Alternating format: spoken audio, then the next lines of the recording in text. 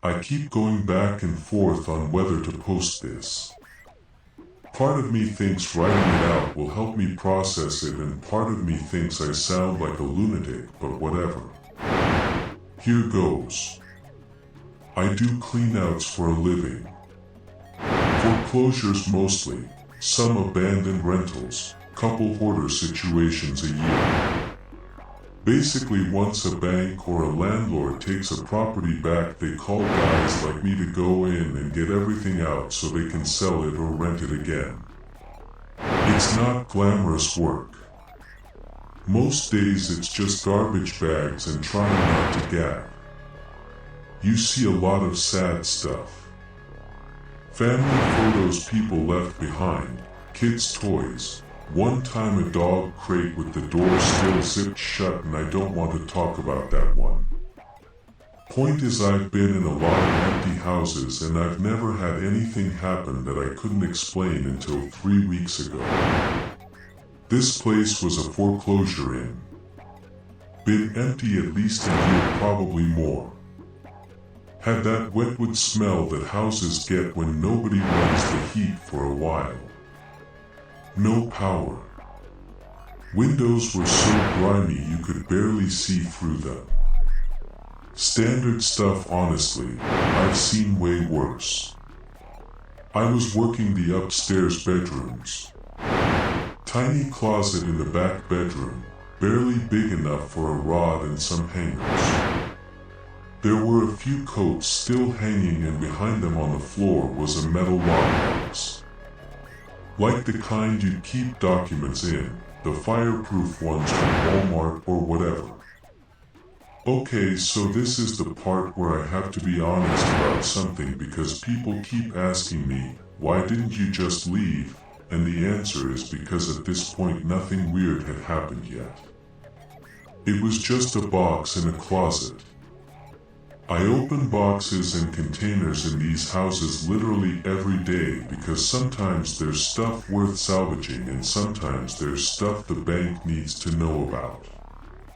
The box wasn't locked. Wasn't even latched all the way. Inside, one of those old chunky Polaroid cameras.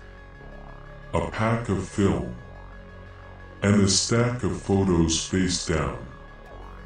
They looked blank on the back. Just white. I picked them up to flip through them, and one slid off the stack and landed on my forearm where my sleeve was pushed up past my glove. Except it didn't land. It stuck. Flat against my skin, stuck, like a sticker or like wet paper, except it wasn't wet. And immediately cold. Not cool. Cold. Like I'd pressed an ice cube to my arm.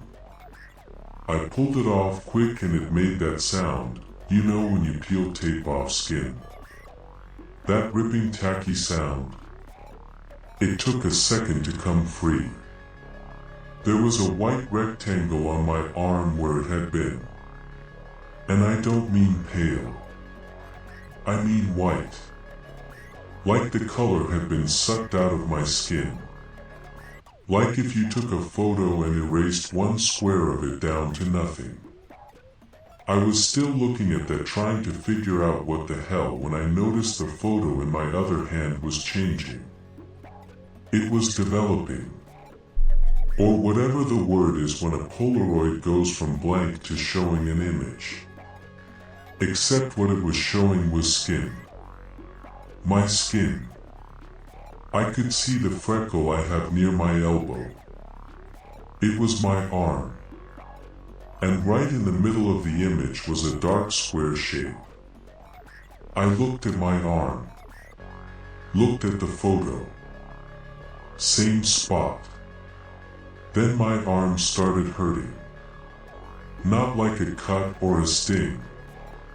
More like, okay, you know when you press your thumb really hard into a muscle and hold it? That ache. But in a spot where there was no reason for it to hurt. The white rectangle on my skin started going purple while I watched. not spreading out like a bruise normally does. Filling in. The color was filling in from the edges toward the center, staying perfectly inside the rectangle shape. Like something was coloring it in from underneath. I put the photo down on the floor. Pain didn't stop. The photo finished developing and it showed my arm. With the bruise. Same shape, same size, same location. Like it had taken a picture of something that hadn't happened yet and then made it happen. I left. I want to say I was calm about it, but honestly I just kind of walked out fast. Didn't run, but definitely wasn't casual about it. So the next morning the bruise looks like it's been there for days. Dark in the middle, tender when I press on it, perfectly. Rectangular, which I shouldn't have to tell you is not how bruises work. And the center of it is still lighter than the rest. Almost pale. Also, and this is going to sound weird, but I swear hair stopped growing inside the rectangle. Like that patch of skin wasn't mine anymore. Like it had been replaced with something that looked like skin but wasn't exactly. I should have left it alone. I know that. You know that. Everyone reading this knows that. But I went back to the house. I told myself I needed to finish the job because I do. They don't pay me if I don't finish, and I'm not about to lose a contract because I got freaked out by a piece of film. The box was still there. Everything was where I left it. Except the top photo on the stack wasn't blank anymore. It had developed on its own overnight. Sitting in a dark closet in an empty house with nobody there. The image was the closet floor. The box. And a hand reaching toward it. My hand. From earlier. But the angle was wrong. It was taken from inside the closet. From up high, like from the shelf above the rod. Looking down at me opening the box. Nothing was on that shelf. I checked when I first found the box. There was nothing up there. I picked the photo up. Had my work gloves on this time because I'm dumb, but I'm not that dumb. It twitched. I need you to understand what I mean. I don't mean it moved because my hand was shaking. I mean the photo itself spasmed. Like a muscle. Like something alive. One quick twitch and then still again. The image started getting darker while I held it. The shadows in the closet in the picture were getting deeper. The inside of the box was going black, way blacker than it should be, and then something leaned forward out of that darkness in the photo. Not a face. That's what everybody asks me. Was it a face? No. It was more like a face-shaped dark spot.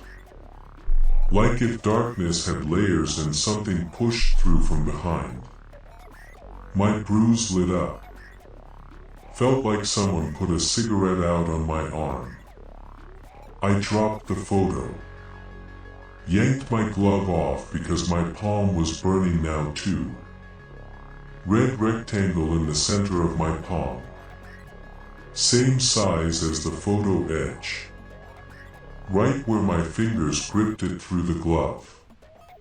So obviously I took the whole box home. Yeah, I know. I know. I don't have a good explanation for why I did that except that I think I was already past the point of making smart decisions.